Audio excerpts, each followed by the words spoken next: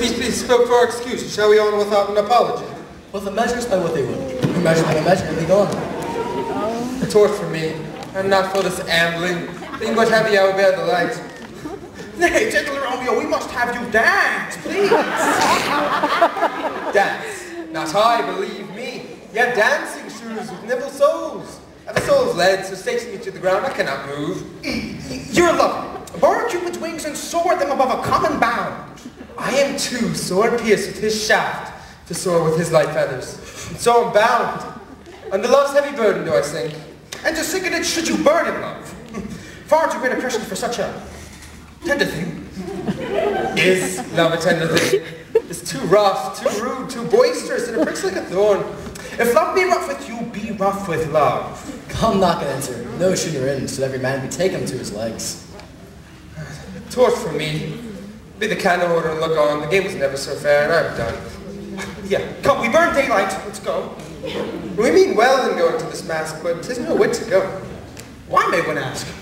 I dreamed a dream tonight. And so did I. Well, what was yours? That dreamers often lie. You'd better sleep while they do dream things true. Yes, and I seen Queen Mab hath been with you. Queen Mab. The fairy's midwife. She comes in shape no bigger than an agate stone on the forefinger of an alderman, drawn by her team of little atomies athwart men's noses as they rise asleep.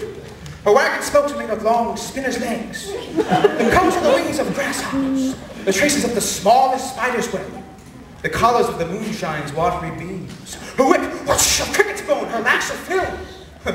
See, her wagoner is a small gray-coated gnat, not half as big as a round little worm pricked from the lazy finger of a maid. And her chariot is an empty hazelnut made by the joiner spoiler, old grub. Time out of mind these fairies coachmakers. And in the state, she gallops night by night through lovers' brains, and then they dream of love. Over courtiers' knees as they dream on curtsy street. Over lawyers' fingers as they straight dream on fees. Over ladies' lips as they straight on kisses dream. Which off the angry mad in blisters blaze, because their breaths with sweet meats tainted are.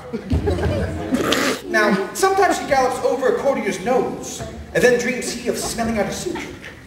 Sometimes she comes with a tithe pig's tail, tickling a parson's nose as he lies asleep, and then dreams he of another benefice. Sometimes she driveth over a soldier's neck, and then dreams he of cutting foreign throats, of breeches, ambuscados, Spanish blades, of health 5 fathom deep. And then anon the drums in his ear, at which he starts and wakes, and being thus frightened swears a prayer or two and sleeps again. This is the very mad that plates the manes of horses in the middle of the night and bakes the elf flocks into foul, slottish hairs, which once untangled much misfortune bodes. This is the hag that when maids lie on their backs, that presses them and learns them first to bear, making them women of good carriage.